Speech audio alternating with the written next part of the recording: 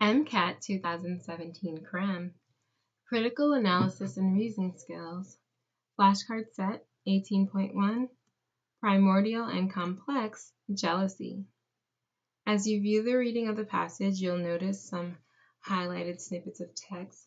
What I want you to do is garner meaning from these specific selections in order to select the correct answer choice. All right. And it's really not that bad. So just good luck and happy reading. Paragraph 1. While the origins and possible function of jealousy have been debated, most theorists agree on one defining feature. It requires a social triangle, arising when an interloper, that's a person who becomes involved in a place or situation where they are not wanted or are considered not to belong, threatens an important relationship.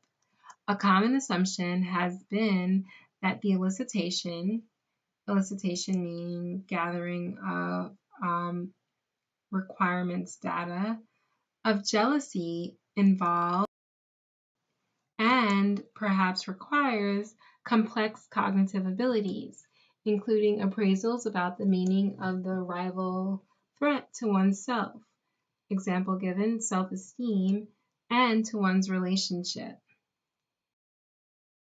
Paragraph 2. One possibility is that jealousy first evolved in the context of sibling-parent relationships, where dependent offspring compete for parental resources. An implication meaning the conclusion that can be drawn from something, although it is not explicitly stated, of this hypothesis is that jealousy may have a primordial or core form that can be triggered without complex cognition about the self or about the meaning of the social interaction. This primordial form of jealousy may be elicited by the relatively simple perception that an attachment figure or loved one's attention has been captured by a potential usurper, which suffices to elicit a motive to regain the loved one's attention and block the liaison.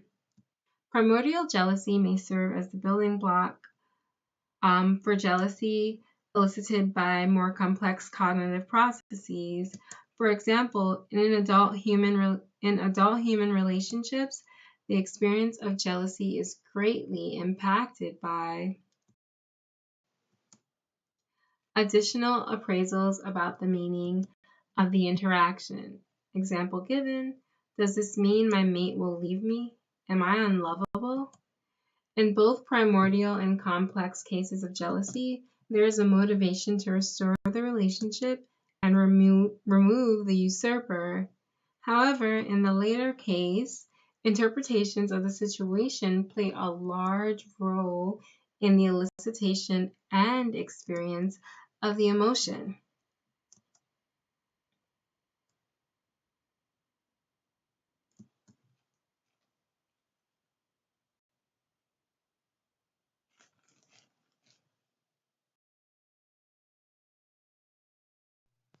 Paragraph 3. The theory that jealousy can take a primordial form finds its support from all the small but emerging body of research on human infant jealousy. Several studies have found that infants as young as 6 months of age show behaviors indicative of jealousy. For example, when their mothers interacted with what appeared to be another infant, but was actually a realistic-looking doll, the infants did not display the same behaviors as when their mothers attend to a book. Paragraph 4. The current experiment adapted a paradigm from human infant studies to examine jealousy in domestic dogs. The idea that dogs are capable of jealousy is congenial to the burgeoning body of research on animal social cognition that reveals that dogs have sophisticated social cognitive abilities. For example, Dogs can use a variety of human communicative signals, such as pointing, gazing, to determine the location of hidden food, are better at using social cues than chimpanzees, show some sensitivity to reward inequity when a partner is rewarded and they are not, and appear aware of and actively attempt to manipulate the visual attention of their play partners. Paragraph 5. To evaluate dogs' jealous behaviors, 36 dogs were individually tested and videotaped while their owners ignored them and interacted with a series of 3 different objects. In the jealousy condition, the owner treated a stuffed dog, which briefly barked and wagged its tail as if it was a real dog. For example, petting and talking sweetly. In another condition, owners engaged in the same behaviors but did so towards a novel object, jack-o'-lantern, pail, like the ones that you put candy in around Halloween.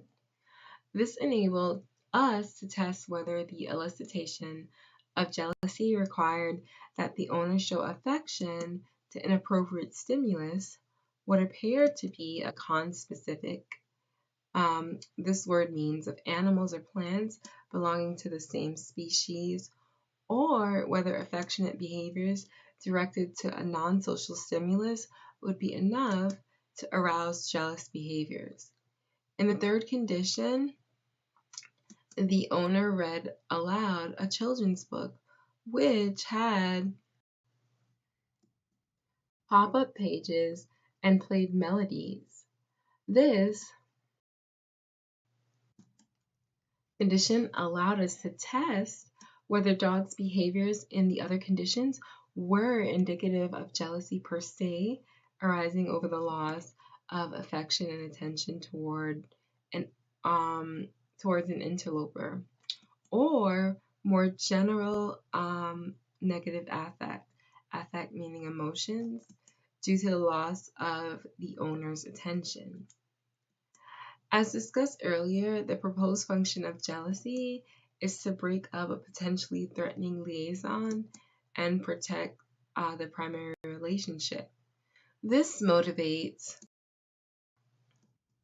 several types of behaviors, including approach actions, such as attempts to get physically or psychologically between the attachment and the interloper, attending to, that means deal with, the threatening interaction, seeking attention from the attachment figure, as well as indicators of negative emotions such as aggression, particularly towards the interloper. Across social species, we would expect to see similar types of behaviors that serve the function of this motivational state. Okay, that's it. That wasn't so bad.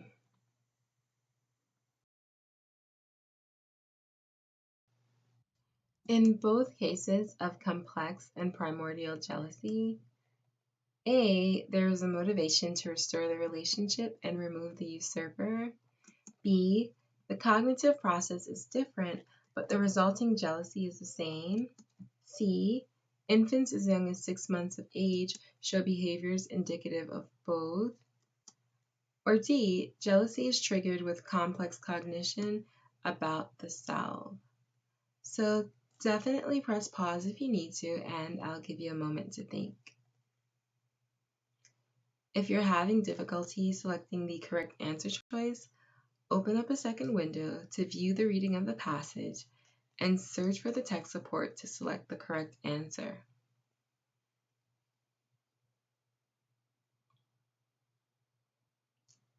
All right.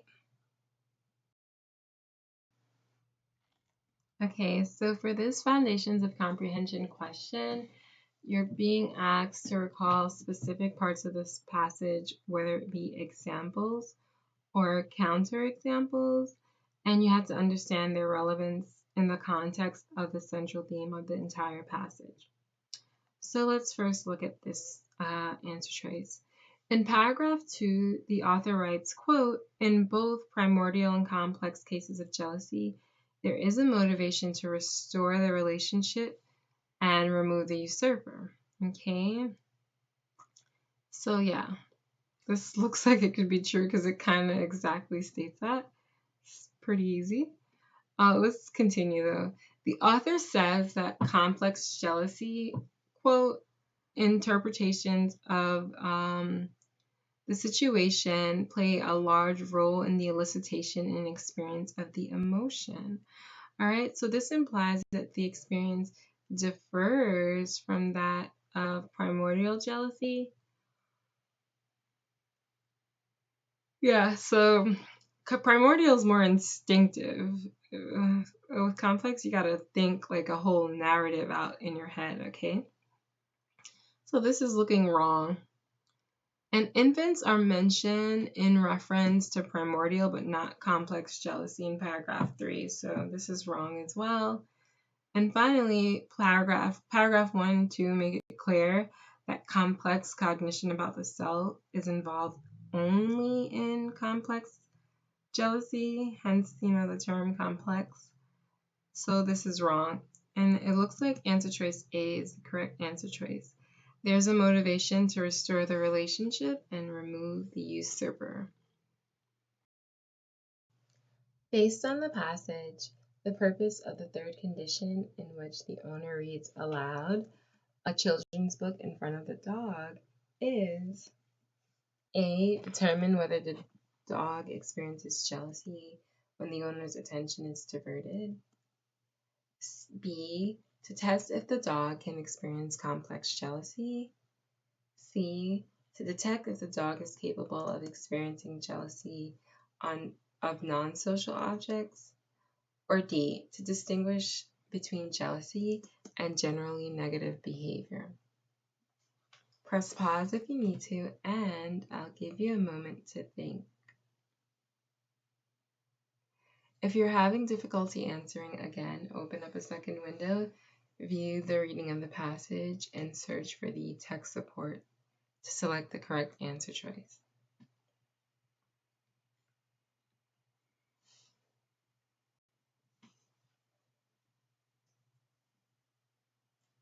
All right.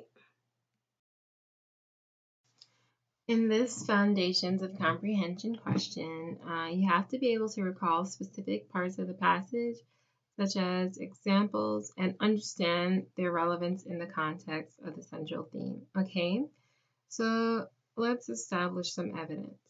Jealousy is defined in the passage as an emotion arising in a social triangle when the interloper threatens an important relationship. You can find this mentioned in paragraph 1. It's repeatedly referred to as an emotion that arises in a social context with a quote potential usurper or potential liaison. This was first mentioned in paragraph 2. This is why the experimental condition involving the pet owner interacting with another dog, albeit fake, is called the jealousy condition. The second condition involves giving affection to a non-social stimulus, a jack-o'-lantern container, and the third condition involves a pet owner reading a book out loud. Okay, all this can be found in paragraph, I think, 5.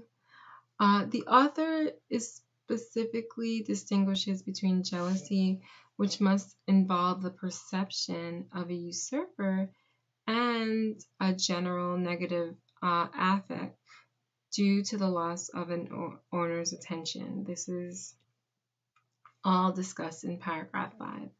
This means that the purpose of having the owner read the book has nothing to do with eliciting jealousy and more to do with distinguishing jealousy from responses that are generally negative. Okay? And that's what's stated here in answer choice D, regardless of whether or not there is a perceived social threat. This is why answer choice A is incorrect, since it uses the word jealousy, even though reading the book should not be perceived as a social threat. The purpose of reading the book is not to determine whether dogs can experience complex jealousy, because the author clearly describes complex jealousy as something that adult humans experience, specifically mentioned in paragraph 2. Finally, the author says in paragraph 5 that